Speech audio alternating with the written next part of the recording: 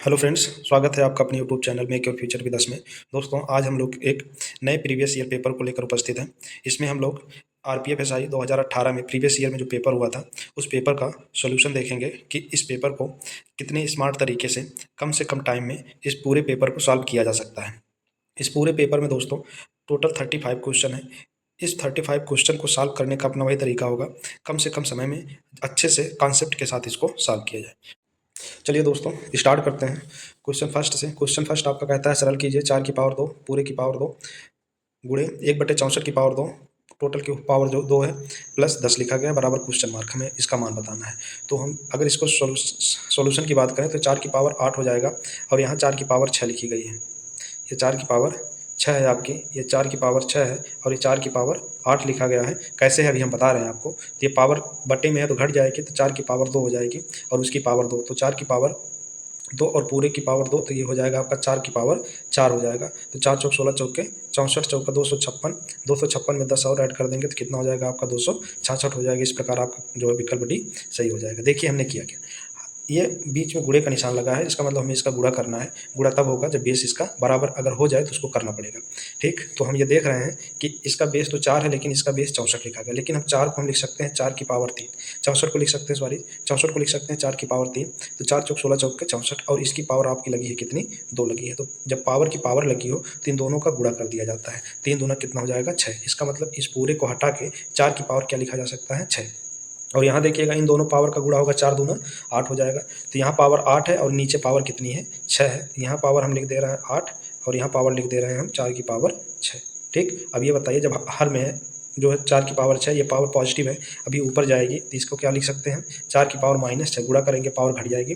ठीक, तो इसका मतलब इन दोनों को छोड़ के यहाँ पूरा जो हट के ये 4 की पावर 2 और इसकी पावर कितनी आ जाएगी 2 हो जाएगी। तो टोटल इसका मान 4 की पावर 4 हो गया और 4 की पावर 4 का मान होता है 256, उसमें 10 जोड़ देंगे तो कितना आ जाएगा 266 आ जाएगा। तो ये आपका सोल्यूशन है। एक चीज़ यहाँ आप गौर कीजिएगा, अगर कभी भी किसी भी संख्या की पावर लगी हो और दो तरीके से इस प्रकार से लगी हो, या 4 की पावर और ब्रैकेट लगा हो और इस प्रकार से लगी, इन दोनों के मान में अंतर होता है। इसको थोड़ा चेंज कर दे तो समझ में आएगा। ठीक, चेंज क्या करना है, मान लीजिए इसकी पावर 3 लगा देते हैं, इसकी पावर 3 लगा देते हैं। अब देखिएगा जब पावर की पावर लगी ब्रैकेट ना लगा तो इसका मतलब है 2 की पावर 3 लिखी गई, इसका मतलब हो जाएगा 4 की पावर 2 की पावर 3 माने 8, और इसका मतलब जब ब्रैकेट लगाओ तो इसका गुणा कर देते हैं, 4 की पावर कितना हो जाएगा आपका 6 हो जाएगा। तो इस प्रकार इन दोनों को हम अलग कर देते हैं। तो उम्मीद है इतनी बातें समझ में आई होंगी। चलिए स्टार्ट करते हैं दूसरे क्वेश्चन को। आइए दूसरा क्वेश्चन देखते हैं क्या दिया गया है। दूसरा क्वेश्चन है आपका, पहले सवाल पढ़ते हैं। देखिए लिखा है 1000 किलोमीटर की दूरी तय करने में बिनॉय और कैरी के द्वारा लगने वाले समय का अनुपात 15:16 है, इनकी गतियों का अनुपात ज्ञात कीजिए। तो यहाँ दूरी 1000 किलोमीटर, समय का अनुपात दिया गया 15:16 है, गति का अनुपात पूछा गया है, तो इसका विकल्प जो है ए सही हो जाएगा। इतना ही टाइम इसमें लगेगा, कैसे लगेगा उसको आपको बता रहे हैं। देखिएगा दोनों एक ही दूरी, बिनॉय और कैरी दोनों एक ही दूरी तय कर रहे हैं, इसका मतलब दूरी क्या है कांस्टेंट है और समय का अनुपात दिया गया है और हमसे गति का अनुपात बोले तो स्पीड का अनुपात पूछा है। तो एक रिलेशन होता है, आपने देखा होगा कि अगर जो डिस्टेंस कांस्टेंट हो, दूरी कांस्टेंट हो, तो एस जो है T1/T2 माने समय का जो अनुपात होता है, यह जो होता है स्पीड के अनुपात के विलोमानुपात में होता है। S2 अपान क्या हो जाएगा S1 हो जाएगा। ठीक, तो आप ये देख रहे हैं कि T1 की जगह क्या है 15 और T2 की जगह क्या है 16। ठीक, तो ये हो जाएगा आपका, यहाँ हटा दें इसको, तो ये हो जाएगा आपका 15 बटे कितना 16। तो अगर हम ये S2 की जगह 15 आया ना और S1 की जगह क्या आया 16 आया, इसको अगर उल्टा कर देंगे S1/S2 क्या हो जाएगा 16:15 हो जाएगा। ये इस प्रकार से आपका दूसरा सॉल्यूशन हो गया, इसको लगाने की ज़रूरत नहीं है। तो हमने किया क्या, दूरी कांस्टेंट है तो अगर समय का अनुपात दिया है, गति का अनुपात पूछा है, तो इसको पलट के लिख देंगे तो क्या हो जाएगा 16:15। चलिए अगले क्वेश्चन पर आते हैं। अगला क्वेश्चन आपका है, अगला क्वेश्चन देखिएगा।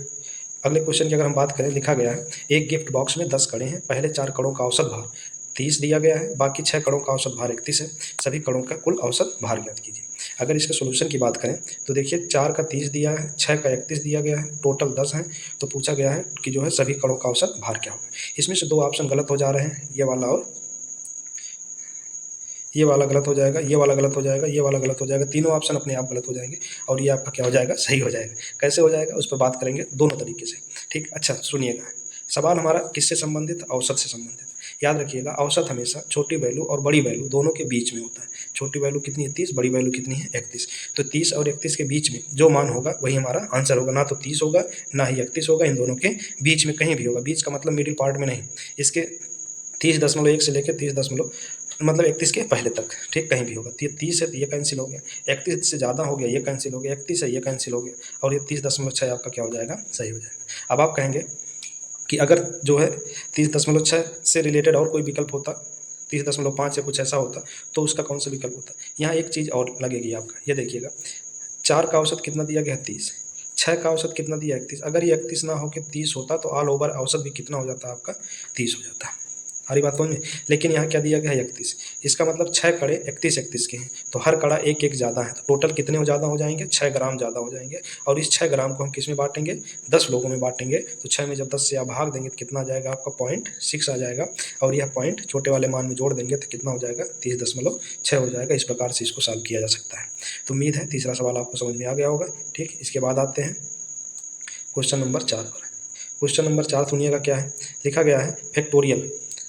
एक सिंबल बना हुआ है इस प्रकार से, यह सिंबल फैक्टोरियल का होता है। कभी कभी यह सिंबल इस प्रकार से बना होता है, जैसे ये इसको 76 को ऐसा लिखा होता तो भी है जो है फैक्टोरियल ही पढ़ा जाता है। ठीक, तो इसका मतलब क्या होता है ये आपको समझा दो, उसके बाद सवाल समझाते हैं।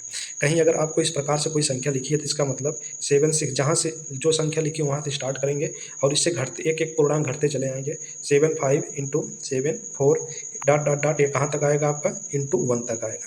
इसका मतलब जो भी संख्या दी जाए वहाँ से लेकर के हम घटते हुए क्रम में 1 तक की संख्याओं का गुणनफल के रूप में उसको प्रदर्शित करेंगे। तो हमसे पूछा गया है किस फैक्टोरियल में 76 में कितने शून्य आएंगे, इसके गुणनफल में कितने शून्य आएंगे।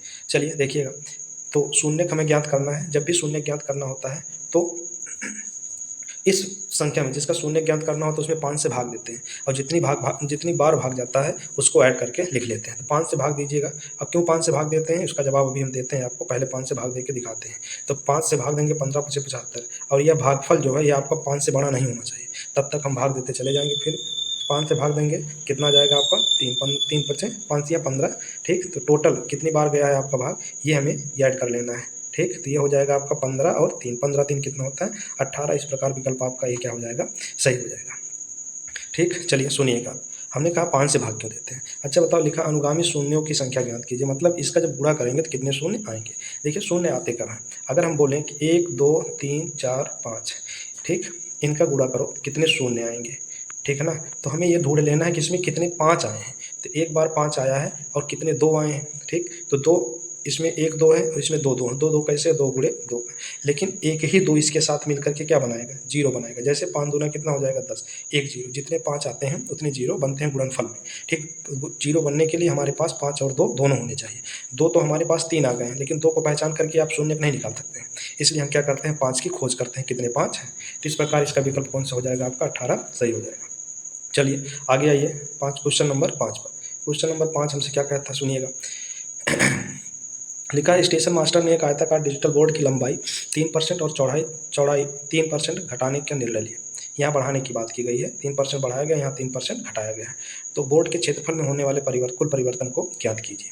तो 3% बढ़ रहा है, 3% घट रहा है, 3 × 9, इसका आंसर जो आएगा वो 3 × 9/100, और हमेशा कमी होती है तो 0.09 की क्या हो जाएगी, कमी हो जाएगी। सुनिएगा इसमें हमने किया क्या है। ठीक, ऐसे सवाल जब भी आपके सामने आए, किसी राशि को पहले बढ़ाया जाए फिर घटाया जाए, या तो दोनों बार बढ़ाया जाएगा या तो दोनों बार घटाया, 3 शर्तें होती हैं, या तो दोनों बार बढ़ा दिया गया, या तो दोनों बार घटा दिया गया, या तो एक बार बढ़ा एक बार घटाए। और जब एक बार बढ़े और एक बार क्या हो, घटे, और दोनों में परसेंटेज चेंजमेंट बराबर हो, तो हमेशा याद रखिएगा हमेशा पूरे मान में हमेशा कमी आएगी, और वह कमी कितनी होगी, जो भी वैल्यू दी जाए उसके स्क्वायर। अगर हम थोड़ी देर के लिए मान लें यहाँ x होता तो x स्क्वायर बटे कितना 100% के बराबर होता है। तो यहाँ कितना दिया गया है, 3 दिया गया है, तो 3 का स्क्वायर कितना हो जाएगा 9, बटे में कितना आ जाएगा आपका 100, और परसेंट लगा देंगे, 9 में भाग देंगे किसका, 100 का। ठीक है ना, ये कितना आ जाएगा आपका 0.09% की क्या हो जाएगी, कमी हो जाएगी। ठीक, चलिए इसको थोड़ा सा और आपको बताते हैं। अब यहाँ देखिएगा दोनों बराबर हैं। ठीक, तो दोनों मान बराबर हैं तो ये परसेंटेज कमी आ गई। ठीक, अगर ये मान दोनों बराबर ना होते तो क्या होता, मान लीजिए थोड़ी देर के लिए ये 4% बढ़ाने की बात की गई थी। तो यदि किसी राशि को पहले A% बढ़ाया जाए, देखिएगा फार्मूले की बात करते हैं थोड़ा, A% बढ़ा दिया जाता है और B% उसको क्या किया जाता है, घटा दिया जाता है। तो ऑल ओवर उस संख्या के मान में क्या परिवर्तन आएगा, उस वस्तु के मान में क्या परिवर्तन आएगा। तो याद रखिएगा जो बढ़ाया जाता है उसको पॉजिटिव लेंगे, जो घटाया जाएगा उसको निगेटिव लेंगे। मान लीजिए पहले ये बढ़ा है तो A पॉजिटिव का, अगर B घटा है तो B निगेटिव का इन चिन्हों का गुणा कर दीजिए, प्लस माइनस माइनस, ए गुणे बी क्या हो जाएगा ए बी, और बट्टे में कितना आ जाएगा आपका 100% इतने की क्या होगी, इतना परिवर्तन होगा। अगर पॉजिटिव में आएगा तो वृद्धि और नेगेटिव में आएगा तो कमी हो जाएगा।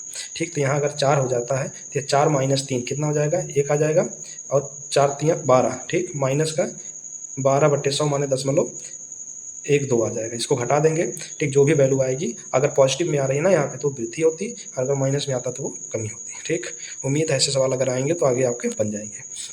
चलिए अगले सवाल पर आते हैं, सवाल नंबर 6 है। अगला सवाल देखते हैं। लिखा है 7√3 विकर्ण वाले घन को पिघलाकर घनाभ बनाया गया है। इसकी ऊंचाई कितनी होगी यदि घनाभ की लंबाई घन की भुजा के बराबर है और घनाभ की चौड़ाई 3.5 सेंटीमीटर है। विकर्ण हमको दिया है, भुजा निकाल सकते हैं। भुजा कितना होता है a√3 बराबर इतना दिया है तो आ जाएगा जो है घन का भुजा कितनी आ जाएगी, 7 आ जाएगी। 7 गुणे 7 गुणे 7 कर देंगे बराबर 7 गुणे 3.5 को हम 7/2 लिख सकते हैं, ये कट जाएगा, 7 दूनी 14 आपका मान आ जाएगा। सुनिएगा इसको किया कैसे गया, सुनिए। तो आपका विकल्प कौन सा सही होगा, इसका 14 सही होगा। कैसे होगा वो देखते हैं। ये देखिएगा लिखा है घन को पिघलाया गया और क्या बनाया गया, घना। याद रखिएगा जब कोई चीज़ पिघलाई जाए या उसका रूप परिवर्तन, थोड़ी देर के लिए रूप परिवर्तन किया जाए, घन से घना बनाया जाए, घन से बेलन बनाया जाए, शंकु बनाया जाए, कुछ भी बनाया जाए, एक 3D इमेज से दूसरा 3D इमेज बनाया जाए, तो एक चीज़ नहीं बदलता उसका, क्या नहीं बदलेगा, आयतन। आयतन हमेशा क्या होगा, बराबर होगा। ठीक, इसी कॉन्सेप्ट का हमने प्रयोग किया है। यहाँ घन का विकर्ण दिया गया था, आपको घन के विकर्ण के बारे में फार्मूला पता होना चाहिए, a√3 होता है विकर्ण, ये बराबर 7√3 दिया गया था। यहाँ से हमें मिल गया क्या, ये इससे कट जाएगा, ए माने भुजा मिल गई। इसका मतलब जो घन था वो उसकी भुजा कितनी थी, 7 थी। अब घन का आयतन भुजा क्यूब होता है, ए क्यूब, और इसका आयतन लंबाई गुणे चौड़ाई गुणे क्या हो जाएगा आपका, ऊंचाई हो जाएगा। ठीक, यहाँ हम इसको अलग अच्छा से डिनोट कर देते हैं, कैपिटल ए हो जाता है मान लीजिए। ठीक, तो यहाँ जब आप मान रखेंगे एक ही जगह 7 7 7 रख देंगे, और यहाँ 7 और 3.5 को याद रखिएगा 7/2 लिखा जा सकता है, तो यहाँ 7 हो जाएगा गुणे 7/2 हो जाएगा गुणे h हो जाएगा, और इधर जो है आपके 3 7 है, 7 गुणे 7 गुणे 7, तो 2 7 7 से कट जाएंगे, 7 दूना 14 हो जाएगा। इस प्रकार से आपका आंसर 14 आ जाएगा। ठीक, चलिए अगले सवाल की बात करते हैं। अगला सवाल दिया गया है सरल कीजिए। सरल करने में क्या है, चलिए इसको लगाना है, तो अगर आपको इसका वर्गमूल पता हो, इसका वर्गमूल पता हो, उसमें 2 से भाग दे दीजिए। ठीक है ना, तो ये आपका सवाल सॉल्व हो जाएगा। ठीक, चलिए देखिएगा, ये अगर आपको याद होगा तो आपका ये वर्गमूल है 44 का। ठीक, दशमलव लगा है 4.4 हो जाएगा, और ये वर्गमूल है आपका 88 का। ठीक, लेकिन दशमलव लगा है 2 अंक पे, तो 1 अंक पे वर्गमूल में दशमलव लग जाएगा, इसमें 2 से भाग देना, दोनों को क्या करना है, जोड़ देना है। इसमें भाग देंगे तो आप 4.4 आ जाएगा, जोड़ देंगे तो कितना आ जाएगा आपका आंसर, 8.8 आ जाएगा। यहाँ आपको एक तरीका बताते हैं वर्गमूल निकालने का। मान लीजिए थोड़ी देर के लिए आपको वर्गमूल नहीं आता है, तो जो भी संख्या का वर्गमूल हमको निकालना है उसको 2 पार्ट में भागो। ठीक, कैसे बांटेंगे, तो लास्ट के 2 अंकों को हमें सेपरेट करना है। यहाँ 2 अंक होने चाहिए, बाकी इधर वाले शब्द को कोई मतलब नहीं है कितने अंक हैं, 2 हैं या 3 हैं। ठीक, किसी भी संख्या के अगर इकाई में वर्ग में 6 है तो उसके वर्गमूल में क्या होगा ये देखना रहता है। जैसे यहाँ की इकाई में 6 है तो इसके वर्गमूल में या तो 4 होगा या तो क्या होगा आपका जो है 6 होगा। ठीक, कैसे होगा वो सुन लीजिए। जैसे 1 है, 1 का वर्ग अगर करेंगे तो 1 ही आता है, 2 का कितना आ जाएगा आपका 4 आ जाएगा, 3 का 9 हो जाएगा, 4 का 16 हो जाएगा, 5 का 25 हो जाएगा, 6 का इसे 36, 7 का 49, 8 का 64 जो है, 9 का 81, 10 का 100 आ जाएगा। अच्छा यहाँ देखिए, अगर अच्छा 8 का कितना होता है 64 होता है, जो है 7 का कितना होता है 49 होता है। ठीक, 6 का कितना होता है 36 होता है। यहाँ देख रहे हैं 4 के वर्गमूल में क्या आया है 6 आया है, 4 में और 6 में। जो 3 में आया है 9 वही क्या आया है 7 में भी आया है, जो 2 में आया वही क्या आया है, और 9 का कितना होता है 81, 9 का कितना होता है 81। तो यहाँ पेयर बनता है 10 का मिला के, 9 1 10, जो 1 में आएगा वही 9 में आएगा, तो जो 2 में आएगा वही 8 में आएगा, जो 3 में आएगा वही 7 में आएगा, 7 3 10, 6 4 10, 5 5। ठीक, तो यहाँ से एक बात क्लियर हो गई कि इकाई पर क्या आता है कैसे आता है। चलिए, तो यहाँ इकाई पर क्या आएगा आपका, या तो 4 आएगा या तो 6 आएगा। ये जो लास्ट की संख्या बचे, यहाँ क्या बचा है 19 बचा है। हो सकता है 3 अंक में बचे हो सकता है 2 अंक में बचे, 4 अंक में बचे, उससे नहीं मतलब। हमें ये देखना है कि एक ऐसी संख्या का वर्ग करो जिसका वर्ग इससे छोटा हो। तो इससे छोटा मान लीजिए 4 का वर्ग कितना होता है भैया 16 होता है, और 5 का कितना होता है 25 होता है। ठीक, 5 का नहीं लेंगे, 4 का लेंगे 16, तो यहाँ आप लिख देंगे 16, सॉरी 16 नहीं 4, क्या लिख देंगे 4 लिख देंगे। तो इसका मतलब आपका आंसर जो होगा 2 विकल्प में से एक विकल्प होगा, या तो क्या होगा 44 होगा, या तो क्या होगा आपका 46 होगा। 45 का स्क्वायर निकालना आसान है। अगर किसी एक संख्या की इकाई में 5 हो तो उसके वर्ग में हमेशा 5 5 25 आएगा, और जो दहाई वाली संख्या इसको एक संख्या आगे 4 के बाद क्या आता है 5 का गुणा कर दीजिए, 5 चौक 20। ठीक, तो 20 25। अच्छा, जब 45 का स्क्वायर 20 25 है तो कभी 46 का स्क्वायर 1936 आएगा? नहीं आएगा ना, तो इसलिए ये वाला आपका आंसर नहीं होगा। ये इसका वर्गमूल क्या आ जाएगा आपका? 44 हो जाएगा। उम्मीद है ये बात आपको समझ में आ गई होगी। इसी प्रकार से हमने इसको भी निकाला, 4 है तो या तो 2 आएगा या तो 8 आएगा, और ये 64 लिखा गया है तो हम जानते हैं 8 जो है 8 अट्ठे कितना होता है? 64। इसका मतलब या तो ये 88 का है या तो 82 का वर्ग है।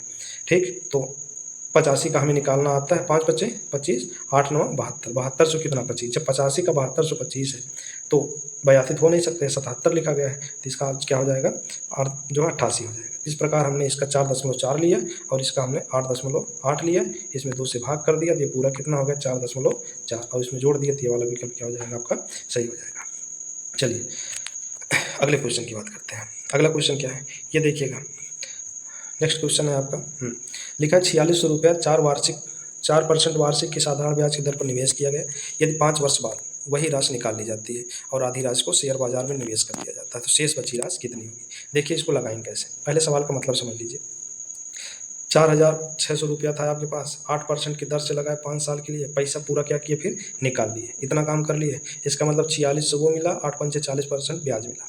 अब कह रहा है आधा पैसा शेयर में, निकालने के बाद आधा पैसा क्या किए? शेयर में लगा दिए, और शेष बचा पैसा, अच्छा जब शेयर में लगा दोगे तो आपके पास कितना पैसा बचा आपको ये बताना है। तो सीधी सी बात है, इसका भी आधा माने 2300, ठीक, और ये 8 पंचे 40, पूरा 40% ब्याज मिला, लेकिन 20% तो आपने शेयर में लगा दिया, तो इसका 20% कितना हो जाएगा? 10% हो जाएगा।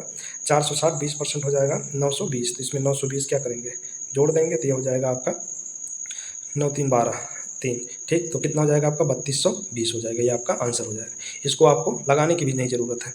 फिर से सुनिएगा हमने क्या किया, हमें ये देखना है कि पहले 4600 रुपया था, 8% की दर से 5 वर्ष के लिए ब्याज जो है लगा दिया उसको, उसके बाद पूरे पैसे को निकाल लिए, फिर आधे पैसे को शेयर में डाल दिए, तो हमारे पास कितना बचा वो बताना है। तो हम ये कह सकते हैं कि मूलधन का भी आधा बचा है, ब्याज का भी आधा बचा है।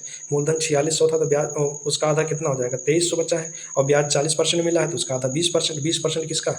मूलधन का। तो 460 का 20% कितना हो जाएगा? 10% 400 जो है 460, और 20% हो जाएगा 920। तो 920 इसमें क्या करेंगे आप? जोड़ देंगे, तो जो आएगा वही क्या हो जाएगा?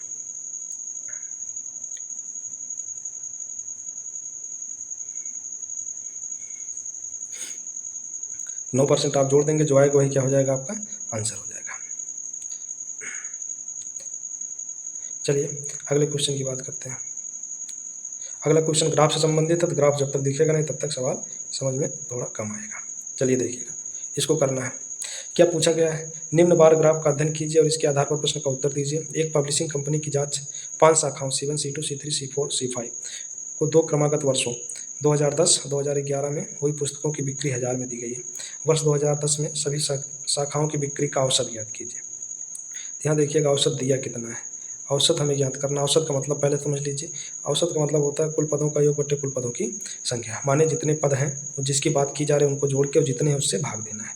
तो देखिएगा हमें सबसे पहली बात यहाँ 2010 वाला चुनना है, तो 2010 वाला जो है डार्क कम है, माने ये जो पहली वाली लाइन है 2010 की है, हमें इसको जोड़ना है सारे को, और उसमें किससे भाग देना है? 5 से भाग देना है। ठीक, अगर 5 से भाग ना देना होता तो हम ऑप्शन मेथड कुछ ना कुछ लगा देते, लेकिन 5 से भाग देने पे क्या होता है, इकाई पर या तो 0 आएगा या तो 5 आएगा, तो इन सब में 2 ऑप्शन फंस जाएंगे। ठीक, इसलिए इसको थोड़ा लगाना पड़ेगा आपको। लगेगा कैसे? अब देखिएगा जोड़ने का तरीका क्या, लिख के नहीं जोड़ना आपको।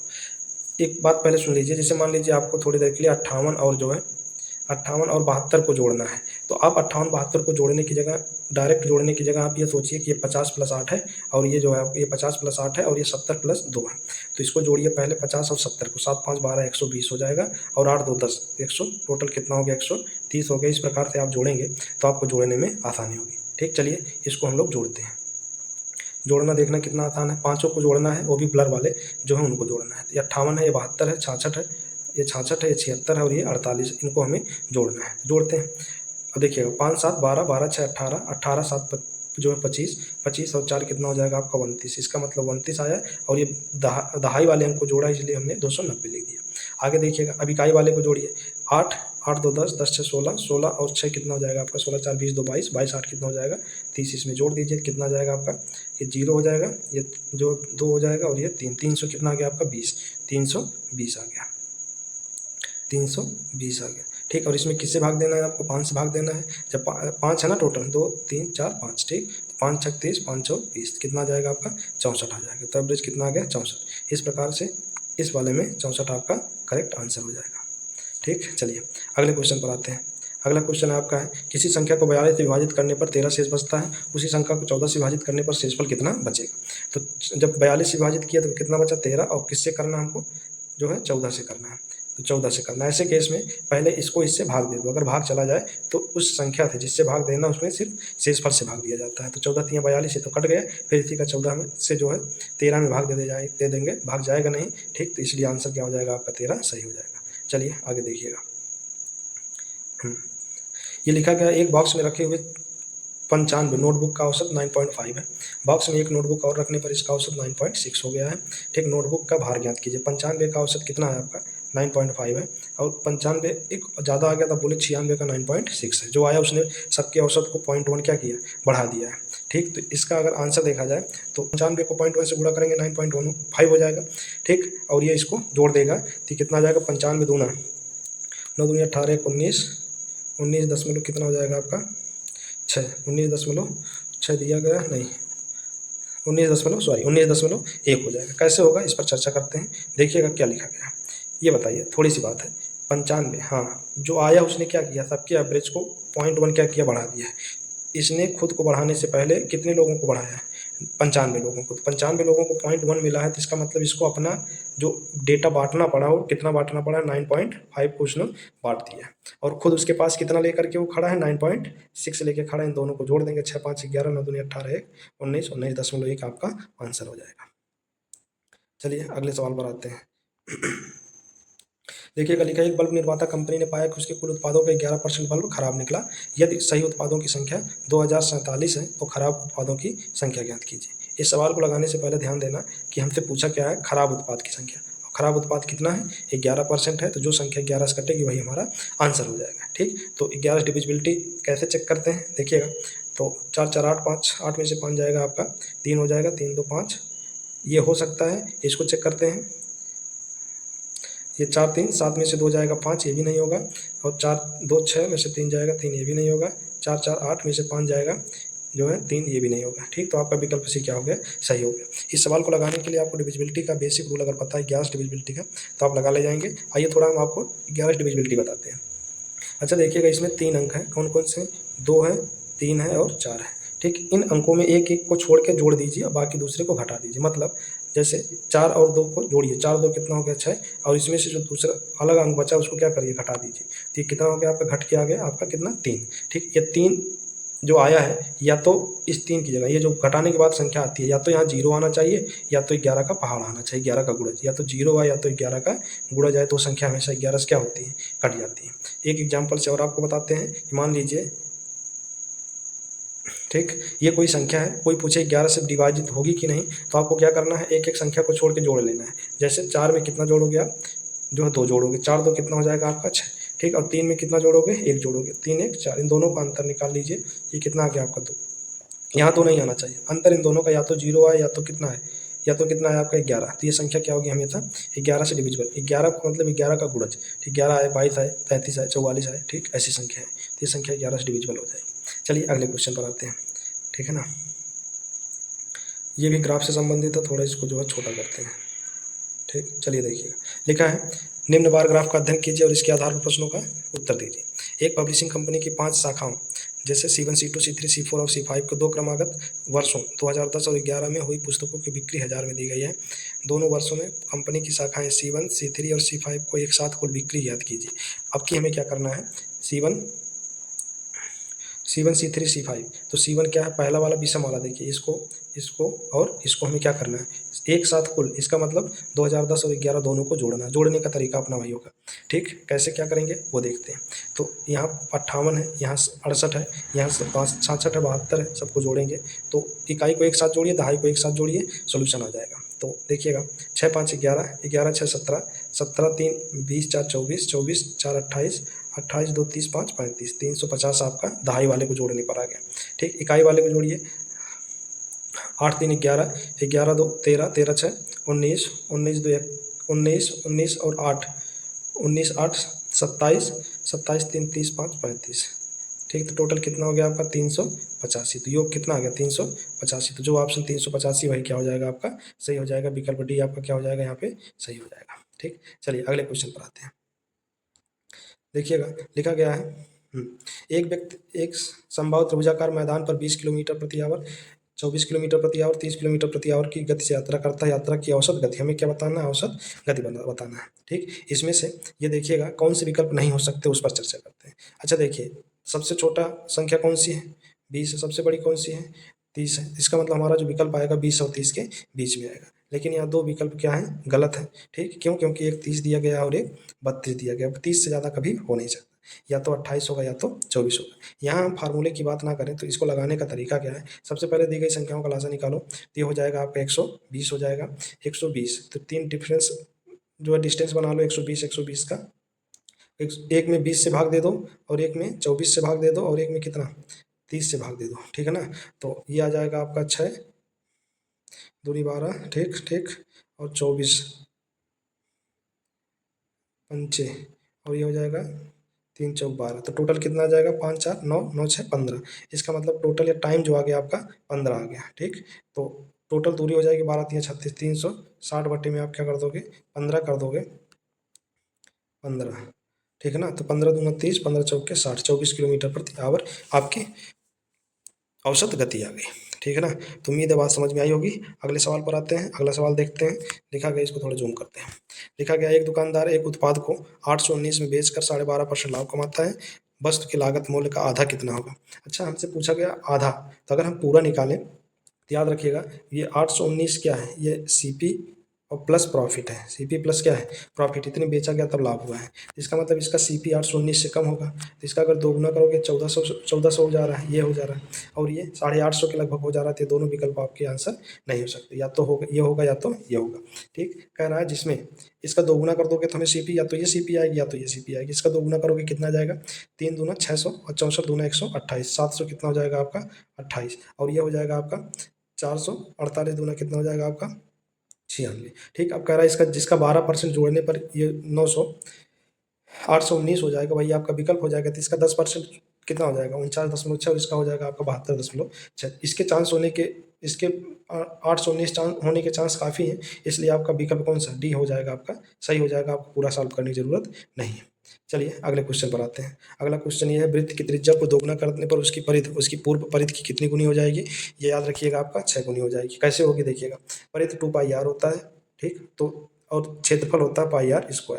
अगर यहाँ क्षेत्रफल पूछा होता तो हम r² पे डिपेंड करता है, माने 36 गुना हो जाएगी, और ये पावर 1 पर डिपेंड करता है। तो जो दिया जाए, अगर 8 दिया होता तो 8 आता, 5 दिया होता तो 5 आता। इस प्रकार ये ऑप्शन आपका सही हो जाएगा।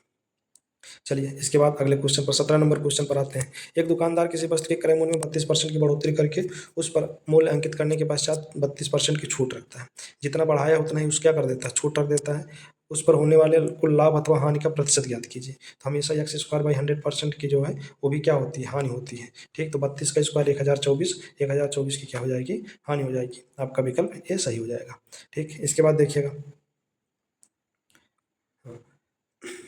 लिखा गया है 18 नंबर, उन संख्याओं का गुणनफल ज्ञात कीजिए जिसका लघुत्तम समापवर्त 30 और महत्तम समापवर्त 9 है। याद रखिएगा लासा गुणे मासा दोनों संख्याओं के गुणनफल के बराबर होता है। 9 त्रिक 27, 270 आपका आंसर हो जाएगा। माने LCM गुणे क्या, HCF बराबर first number into second number होता है।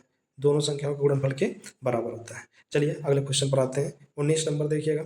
19 नंबर क्वेश्चन आपसे कहता है सरल कीजिए, फिर आपको सिंपल बनाना है इसको।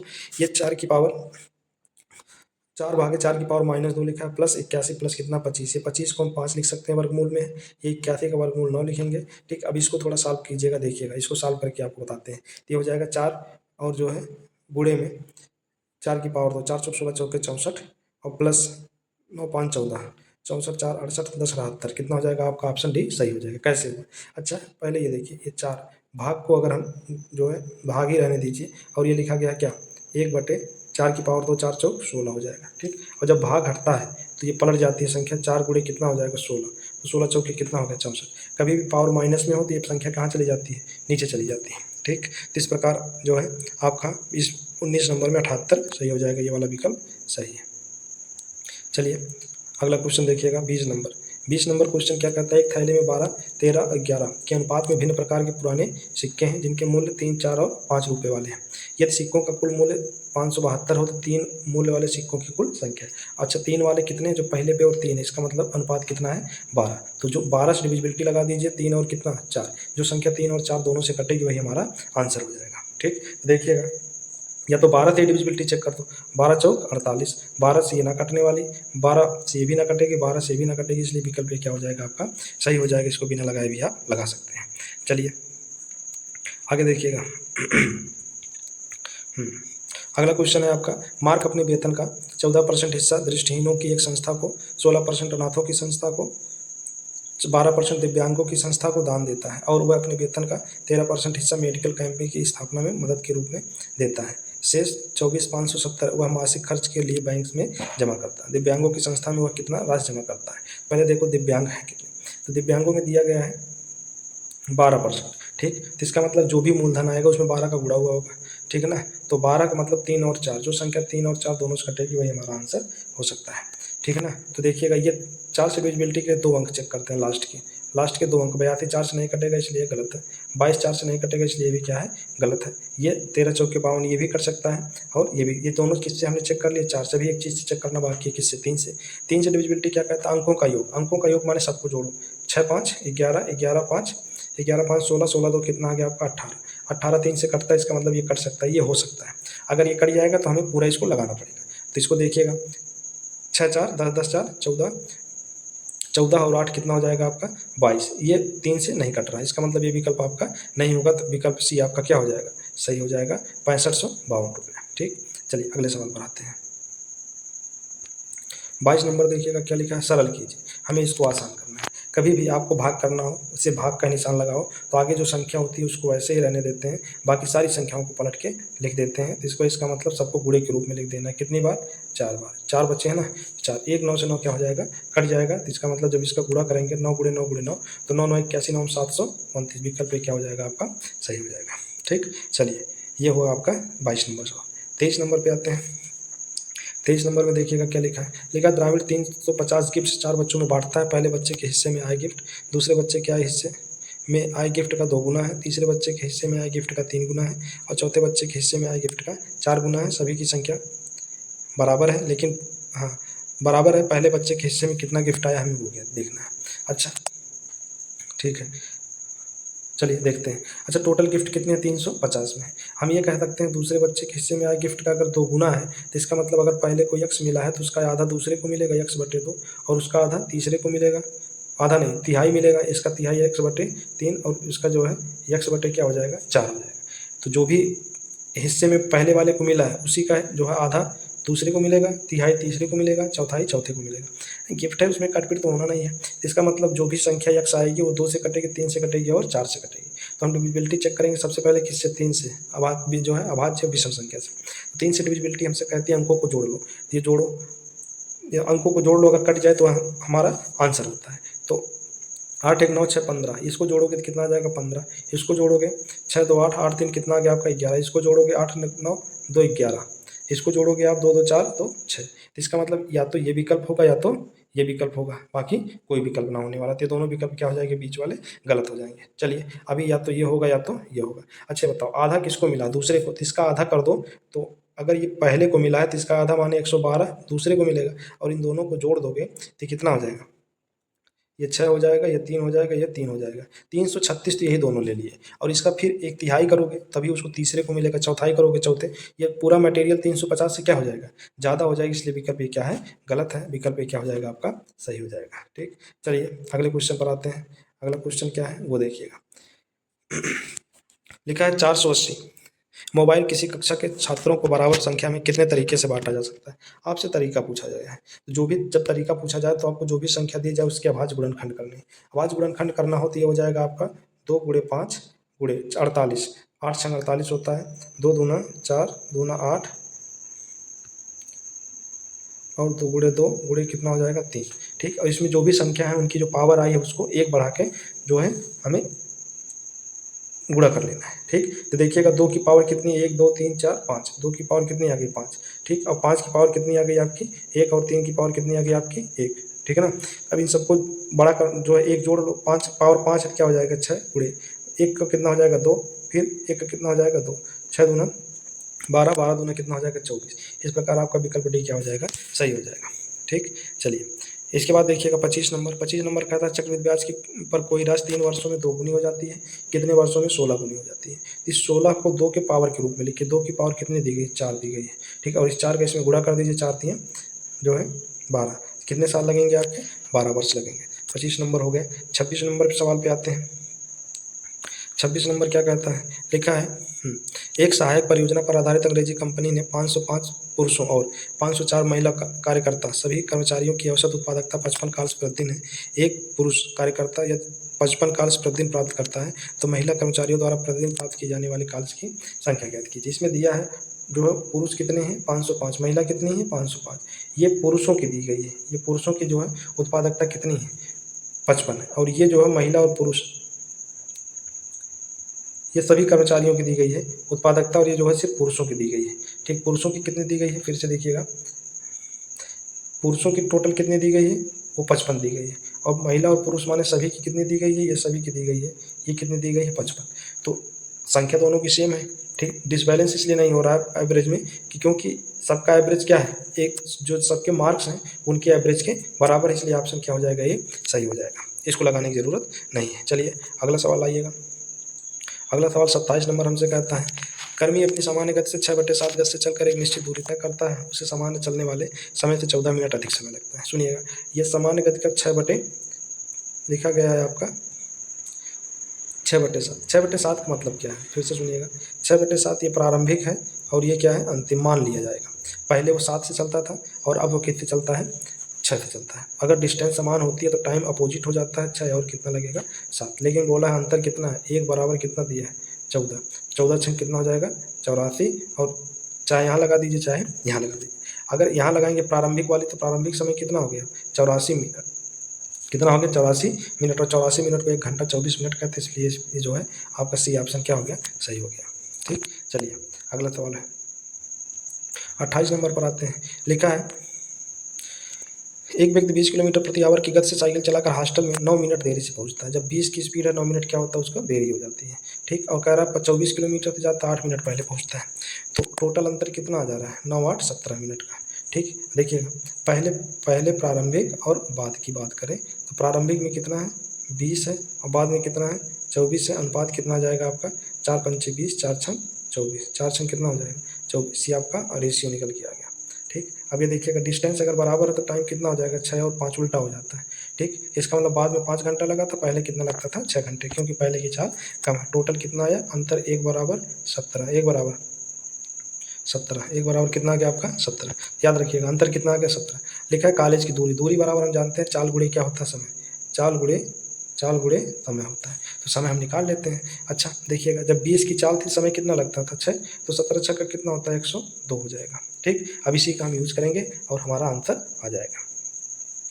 ठीक ना, तो देखिएगा 102 102 आ गया, और ये किस में आया है, मिनट में आया है, किस में आया है, मिनट में आया है। और दूरी हमें किस में ज्ञात करनी है, किलोमीटर में ज्ञात करनी है। मान रख देते हैं, तो ये हो जाएगा आपका 20 गुणे 102 बटे कितना हो जाएगा 6, 30 से 20 3 60 हो जाएगा, और 3 त्रिक का 9 और 3 चौक 12, 34 किलोमीटर प्रति आवर इसकी चाल हो जाएगी।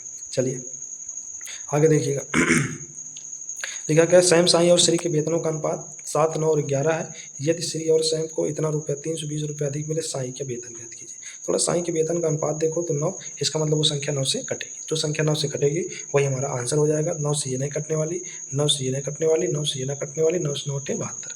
ठीक, कैसे चेक करते हैं 9 से डिविजिबिलिटी, सुनिएगा कैसे पता है कटेगी या नहीं कटेगी। अंकों को जोड़िए, अंकों को जोड़ लीजिए। इसमें 8 4 और 0 है ना, सबको जोड़िए, 8 4 12, इसमें 7 4 11, इसमें 8 2 10, इसमें 7 2 9। ठीक, 12 तो 9 से नहीं कटेगा, 9 का भाग इसमें नहीं जाएगा, इसमें भी 9 का भाग नहीं जाएगा, इसमें भी 9 का भाग नहीं जाएगा, इसमें 9 का भाग चला जाएगा, इसलिए विकल्प जवाब आपका डी सही हो जाएगा। चलिए 30 नंबर की हम बात करते हैं। 30 नंबर में क्या है, ग्राफ है, थोड़ा इसको छोटा करते हैं। लिखा गया है नीचे बार ग्राफ का अध्ययन कीजिए और उसके आधार पर प्रश्नों का उत्तर दीजिए। एक पब्लिशिंग कंपनी की 5 शाखाओं C1, C2, C3, C4 और C5 के 2 क्रमागत वर्षों 2010 और 11 में हुई पुस्तकों की बिक्री 1000 में दी गई है। शाखा C2 की दोनों वर्षों में हुई कुल बिक्री और C4 की दोनों वर्षों में कुल बिक्री का अनुपात ज्ञात कीजिए। हमें यहाँ अनुपात ज्ञात करना है किसका, C2 और C4। C2 ये आपका पूरा और C4 आपका ये। तो C2 हम देख लेते हैं कितना है, ये आपका है, दोनों को जोड़ लीजिए। अगर इसको दो ऊपर वाले को 2 दे दें तो ये 90 हो जाएगा, 9 7 16 160 आ जाएगा। इसको अगर हम जोड़ लें तो अगर 6 हम उठा के इसको दे दें तो 90 हो जाएगा, 9 7 16 160। दोनों कितने हो गए, 160 और 160। तो 160 बटे 160 जब करोगे तो कितना आ जाएगा, 1 अनुपात 1 आ जाएगा, आपका आंसर हो जाएगा। तो इसका विकल्प देखते हैं कौन सा सही है। तो यहाँ पर डी विकल्प 1 अनुपात 1 है, इसलिए क्या हो जाएगा, सही हो जाएगा। चलिए इसके बाद देखिएगा अगला क्वेश्चन क्या है। लिखा है किसी वस्तु को जो है 1512 रुपये में बेचने पर उसी वस्तु को 879 रुपये में बेचने पर प्राप्त हुई हानि से 11% अधिक लाभ प्राप्त होता है। वस्तु का लागत मूल्य का मतलब हमसे क्या पूछा जा रहा है, सीपी पूछा जा रहा है। सीपी हमको ज्ञात करना है, सीपी इन्हीं में से कोई होगा। ठीक, अच्छा 1512 में बेचने पर लाभ होता है तो क्या कभी उसका दाम 1512 होगा, नहीं, इसलिए विकल्प क्या हो जाएगा आपका, गलत हो जाएगा। या तो ये होगा, या तो ये होगा, या तो ये होगा। ठीक, हमसे पूछा क्या गया है, कह रहा है यहाँ लाभ हो रहा है, ये क्या है आपका लाभ है, और यहाँ क्या हो रही है आपकी हानि हो रही है।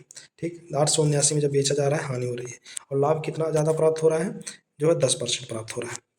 ठीक, तो एक एक विकल्प को लेके चेक कर लीजिए, बहुत आसानी से चेक हो जाएगा। कैसे, थोड़ी देर के लिए देखिएगा। अगर हम कहें कि ये 1200 है, कितना है ये 1200, और ये हम कहें कि 1500 है, कितने का अंतर आया आपका, 300 का अंतर आया। और ये बताइए अगर हम बोले 900 है तो कितने का अंतर आया आपका, 200 का अंतर आया। कितने का आया, 200 का अंतर आया। अच्छा बताओ, लगभग में मान जा रहा है तो इसका 11% कितना हो जाएगा, 10% 117.9, 11% हो जाएगा 127-28 के लगभग। और यहाँ अंतर कितना आया है, 100 के लगभग आया है। ठीक, 100 के लगभग आया है। चलिए तो अभी इसको छोड़ दीजिए, मान लीजिए यहाँ 100 आया है, जबकि जो है 100 आया है। और दूसरा चेक कर लीजिए, अगर ये आपका 1000 होता और ये आपका 1500 होता तो अब कितने का अंतर है, 500 का अंतर। इधर 9 आपने माना था तो ये कितना हो जाएगा आपका, 100 का अंतर हो जाएगा। ठीक, तो इनके बीच में जो है इसका 10% कितना, 96 भी तो होगा, 100 हो जाएगा, तो ये आपका आंसर नहीं हो सकता। ठीक, इसके बीच का अंतर ज्ञात कर लीजिए। ठीक, अगर ये 1024 है और ये 1000 मान लीजिए तो ये 500 का अंतर है, और ये आपका 200 का अंतर है, तो ये भी भयंकर अंतर है। ठीक, तो इसलिए विकल्प डी क्या हो जाएगा आपका, सही हो जाएगा। ये इसके बहुत पास घूम रहा है, 11% के बहुत पास लगाएंगे तो ये आपका सही हो जाएगा। चलिए 32 नंबर सवाल देखिए। 32 नंबर बोला है 324 मीटर लंबे पुल को पार करने में एक ट्रेन 57 सेकंड का समय लेती है। सुनिएगा, ये पुल को पार करने में लिया गया समय कितना, 57। साइन बोर्ड को पार करने में 19 सेकंड का समय लेती है। ट्रेन की हमें लंबाई ज्ञात करनी है। लंबाई का मतलब दूरी, ट्रेन की दूरी, चाल उड़े समय। अगर हमें ट्रेन की चाल पता हो, ट्रेन को अपनी लंबाई माने साइन बोर्ड को पार करने में जो समय लगा गुणा कर देंगे तो काम हो जाएगा। थोड़ा यहाँ एक शब्द छिपा हुआ है, पुल को पार करने में कितना समय लगा, 57 सेकंड, जबकि वो तो खुद को 19 सेकंड में पार कर लेती है। इसका मतलब पुल और प्लस स्वयं इसको पार करने में उसको 57, तो अगर हम 19 घटा देंगे तो सिर्फ और सिर्फ शुद्ध रूप से किसका आ जाएगा, पुल का आ जाएगा। इसको घटाएंगे तो इसका मतलब 38 सेकंड में वो किसको पार करती है, पुल को पार करती है। आई बात समझ में। चलिए देखिएगा, अब यहाँ इतनी बात समझ में आ गई होगी, तो हो गया आपका। तो दूरी बराबर होता है चाल गुणे समय। चाल के लिए इसमें सब जो है 38 से भाग दे दीजिए, इसकी चाल निकल जाएगी और समय कितना हो जाएगा आपका 19 सेकंड, 19 दूनी 38, और इसको आधा कर देंगे तो 2 एक कम 2, 2 सत्ते 14, 2 एक कम 2, 171 मीटर जो है ट्रेन की लंबाई आ जाएगी। चलिए 32 नंबर क्वेश्चन देखिएगा। 32 नंबर क्वेश्चन हमसे कहता है 2 वर्षों के लिए समान दर पर निवेश की गई राशि, समान राशि पर प्राप्त चक्रवृद्धि ब्याज साधारण ब्याज का अंतर कितना है, 32 है। ये अंतर दिया गया है, SI और CI का अंतर। CI ज़्यादा होता है, CI माइनस SI बराबर कितना है, 32 है। 4% वार्षिक दर है। अच्छा, और कितने वर्षों की बात की जा रही है, 2 वर्षों। 2 वर्षों में 4% की दर से 0.16% की कमी आती है, परिवर्तन होता है, कमी नहीं सॉरी, उसको क्या बोलेंगे, परिवर्तन होता है। इसका मतलब तो ये बताइए इसका कितना गुना है, 200 गुना है। कितना गुना है, 200 गुना है, तो 100 का 200 गुना कितना हो जाएगा आपका, 20,000। तो इसका आंसर कितना आ जाएगा आपका, 20,000 आ जाएगा। 34 नंबर देखिए। 34 नंबर कह रहा है दिनेश फ्रेंच में 80 में से 68 अंक, अंग्रेजी में 100 में से 78 अंक, स्पेनिश में 70 में से 48 अंक और जापानी में 50 में से 28 अंक प्राप्त करता है। अंकों का कुल प्रतिशत ज्ञात कीजिए। प्रतिशत ज्ञात करने के लिए हमको क्या चाहिए, हमें पूर्णांक चाहिए और प्राप्तांक चाहिए। ठीक, तभी आप प्रतिशत बता सकते हैं। पूर्णांक ज्ञात करने के लिए क्या हो जाएगा, 80 को जोड़ेंगे, 100 को जोड़ेंगे, 70 को जोड़ेंगे और कितना हो जाएगा, 50 को जोड़ेंगे। ठीक, तो ये हो गया है आपका 180 और 7 5 12 120, तो पूर्णांक जो आ गया आपका कितना 300 आ गया। ठीक, इसके बाद प्राप्तांक जोड़ेंगे। प्राप्तांक कितना दिया गया है, प्राप्तांक आपका दिया गया है 78, 28, 48 और 68। ठीक है, इसको जोड़ दीजिए, 6 4 10 100 हो जाएगा 200, 8 चौक 32, 200 कितना आ गया आपका 232, 232 हो गया। ठीक, अब ये देख लीजिए कितना परसेंट है, उसी अनुसार 6 4 10, 6 4 10 दोबारा नहीं 190, सॉरी रुक जाइएगा, जोड़ने में गलती हुई है। ये 68 है, ये 48 है, ये 28 है, ये 78 है। तो 6 4 10 100 हो गया, और 100 और 90 190, और 8 चौक कितना हो जाएगा 32। ठीक, कितना जाएगा, चलिए देखिएगा, अगर हम इसको जोड़ें तो ये हो गया आपका 190 32। ठीक, तो हो जाएगा आपका 222। कितना है आपका 222, और इसमें हम क्या करेंगे 3 से भाग दे देंगे, तो 3 से जब भाग देंगे 3 7 21 और 3 चौक 12, इसका मतलब कितना आ जाएगा आपका 44% आ जाएगा। आपका विकल्प सी सही हो जाएगा। अगला है आपका, हाँ ये लास्ट सवाल है इस प्रैक्टिस सेट का। ये लिखा गया है वर्गाकार टुकड़े का क्षेत्रफल कितना दिया गया है 448। इसका मतलब वर्गाकार टुकड़े का जो भुजा होगी वो कितनी हो जाएगी आपकी 22। ठीक, और लिखा है उसके किनारे जो 5 मीटर चौड़ाई जगह छोड़ी गई, 5 मीटर इधर और 5 मीटर इधर छोड़ी गई है, तो 22 में 5 दूना 10 अगर जोड़ देंगे तो कितना आ जाएगा आपका 32 मीटर। इस प्रकार जो मेज की लंबाई कितनी आ गई आपकी 32 मीटर आ गई। तो उम्मीद है सवाल को आपने सारे सॉल्व कर लिए होंगे, आपको बातें समझ में आई होंगी। चलिए मिलते हैं अगले वीडियो में, तब तक के लिए शुभ रात्रि।